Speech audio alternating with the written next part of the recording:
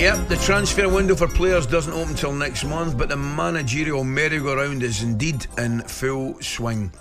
Chelsea are ready to give Enzo Maresca a 5-year deal after being granted permission to speak to the Leicester manager.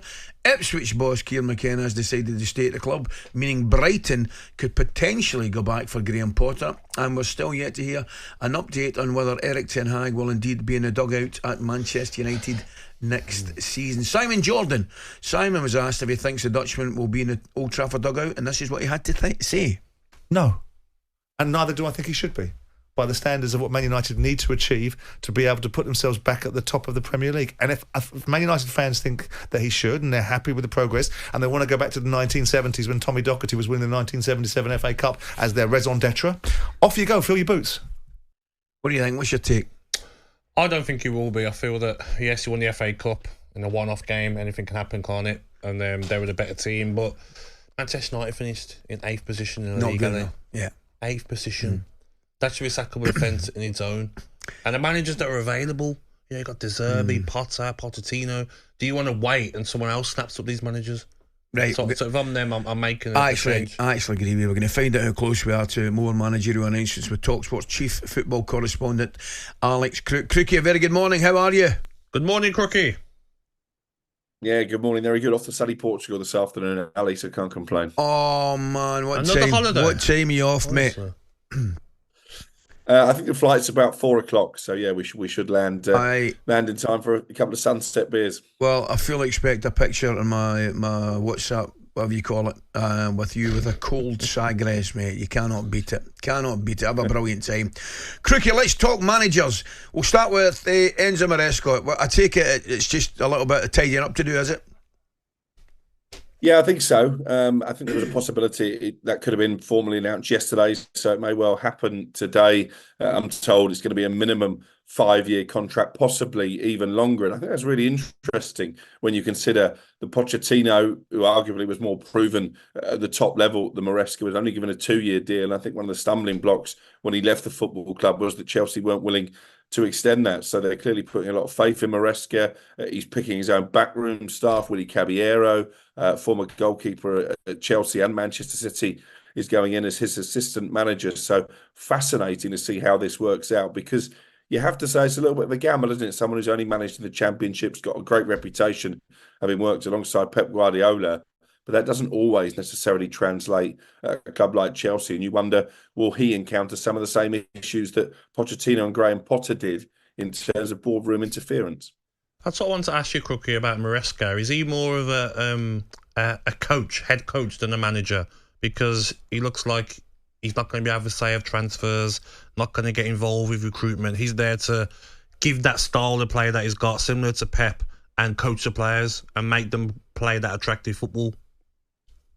Yeah, I think you're spot on, Gab. That's one of the big attractions when it comes to his appointment. We know that Chelsea have got quite a convoluted structure, quite a lot of people in the boardroom who want to make decisions, but certainly that possession-based football is something that Chelsea have been looking for in Pochettino's successor. I think Maresca, we got happy to do his work on the training pitch and let Chelsea's recruitment department, which, as I say, is probably enough to make a 7-a-side team of their own, go and sign the players for him. Crookie, try and explain to me, please. I just can't for the life of me understand the situation with Pochettino. You hear some rumours that there was a fallout and he ended up quite happy to leave. But surely from Chelsea's point of view, you must think about keeping him on at least for another year. Was the problem an extension in contract? That was certainly one of the issues that came up because, as I say, he only signed a 2-year deal. Therefore, he would have been out of contract at the end of next season. I think he wanted a bit of clarity and a bit of public backing, really, because otherwise, after every defeat, he would have been asked about his future. Do you think you're going to stay at the end of the season? Similar to what we've had with Erik Ten Hag. I know he's still under contract, but obviously lots of question marks about him. We'll come on to that. I think also he didn't particularly share the vision of the football club. They were really keen to impose a set-piece coach on him, and he didn't particularly want to go down that road. Yeah. And then Gab's already alluded to it. I think when it came to recruitment, he wanted a lot more say than he's been given in the last couple of windows, not just in terms of signings, actually, but in terms of the future of the likes of Trevor Chalobah and Conor Gallagher, 2 players that Chelsea are potentially willing to cash in this summer. particularly in Gallagher's case, Pochettino was not on the same page on that one. Can you give us some information about Kieran McKenna? Because let's not beat around the bush here. He has been looking, hasn't he, at other jobs? Do you know what I mean? There's been interest, hasn't there, by the big clubs.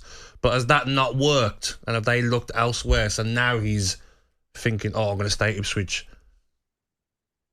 Yeah, I think when it comes to the top jobs, Chelsea certainly cast admiring glances in his direction. I think Manchester United likewise, but obviously he's not going to get that job either at this moment in time. And I think that's key, actually. I think he sees himself as a future Manchester United manager and is probably now saving himself for that opportunity. Could that be good news for Ten Hag? I guess potentially it could, because it means maybe he might stay in situ a little bit longer.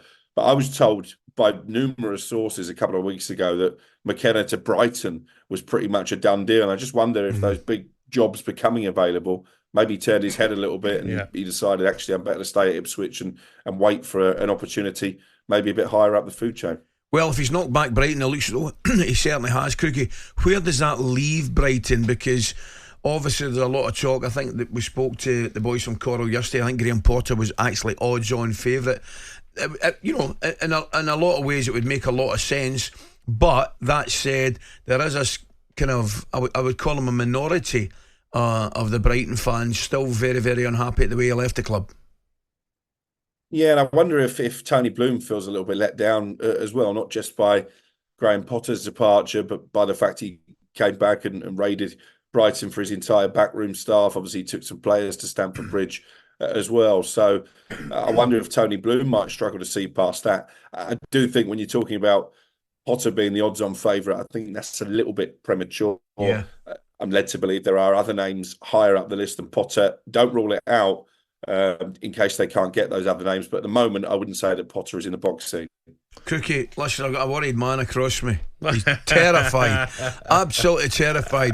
But tinged with a little bit, he doesn't know how to think about it. Could this man remain top scorer at the Villa for the foreseeable future? And with that happening, we're talking about Watkins to Liverpool in the pages of the papers today. Talk about mixed emotions. 110 million plus Diaz and Gakpo, and we can talk. Otherwise, no conversation on behalf of Villa. Well, I'm sure they're going to want you to do the negotiating with bargaining skills like that. But I think what's interesting here is I ran a story in the Notebook on the talkSPORT website a couple of weeks ago saying that Watkins was potentially on the list for Manchester United. Now we're hearing that Liverpool are interested as well. And that's because Aston Villa are one of those clubs when it comes to the profit and sustainability rules. I think they're pretty close to the line on that one, because we know the owners have been ambitious over the past few transfer windows. That's why they've been able to gate crash the top four. I think timing is key on this. The current PSR period ends at the end of June, so we're all predicting quite a frantic first couple of weeks of the window as clubs maybe need to cash in on players to make sure they don't get hit with any financial charges. And I think Villa in that time period could be vulnerable, not just when it comes to Ollie Watkins, but Emi Martinez. I think they'll have a plan though, Crookie. I think they will have a plan of who they're going to sell. I know they have to sell 100%, but they'll have a plan, mate, and Watkins is not a part of that plan. Similar to Newcastle, Isak won't be in that plan. You know, like a player that's going to cost you what to replace, Crookie. Like, you sell Watkins, you could end up finishing bottom half of the table next season. Is that important to what Villa do? So there'll be a lot more players that they will sell before they even think about a Watkins. No, I take your point. Just quickly, Crookie, we're just running short of time. Ten Hag, anything? Any updates? No, not at this moment. I know that a couple of the potential candidates, in inverted commas, to replace him are maybe starting to feel the longer this end of season review drags on, the more likely he is to stay.